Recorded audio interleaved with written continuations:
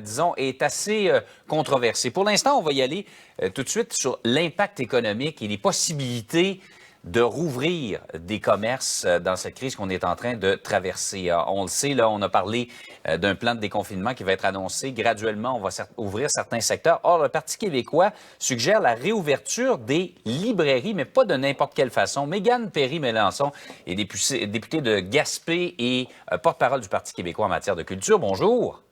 Bonjour, M. Guérin. D'abord, vous proposez une réouverture, mais en mode un peu comme les restaurants, commande pour apporter. Tout à fait. Donc, comme c'est fait pour certains commerces, vous l'avez dit, les restaurants ou même les pharmacies, il y aurait possibilité d'ouvrir, mais de limiter l'accès, disons, dans les librairies. Donc, on passe une commande par téléphone. Le paiement peut se faire également là directement avec quelqu'un de la librairie, et puis ensuite on se rend directement et on vient récupérer nos achats parce qu'il y a l'achat en ligne qui se fait présentement, mais il y a des délais de livraison et c'est des coûts également importants pour les librairies. Là, ça vient gruger dans leur marge de profit, donc on nous dit que c'est pas assez rentable pour assurer leur survie à court terme. Et ça nous ramène à cette fameuse question de la concurrence déloyale que soumettent plusieurs commerçants qui disent les grandes surfaces peuvent vendre nos produits pendant que nous, on est fermés. C'est la même chose pour les livres. Là. Les grandes surfaces qu'on connaît ont des rayons qui vendent des livres et qui en vendent présentement. Là. Absolument. Donc, le Parti québécois, on l'a longtemps mentionné que les grandes surfaces, les magasins devraient fermer les rayons qui ne sont pas des produits essentiels pour la sécurité des employés, mais également pour ce qui est de la concurrence déloyale.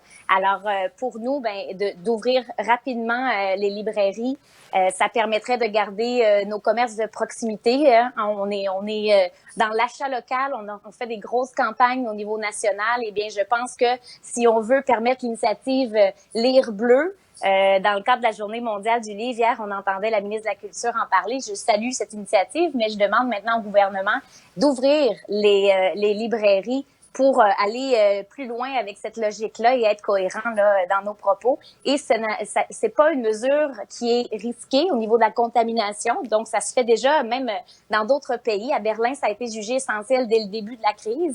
Et en France, ils sont en train justement également de se pencher sur la réouverture graduelle là, des librairies. Alors, je pense qu'on devrait prendre ce mouvement-là également.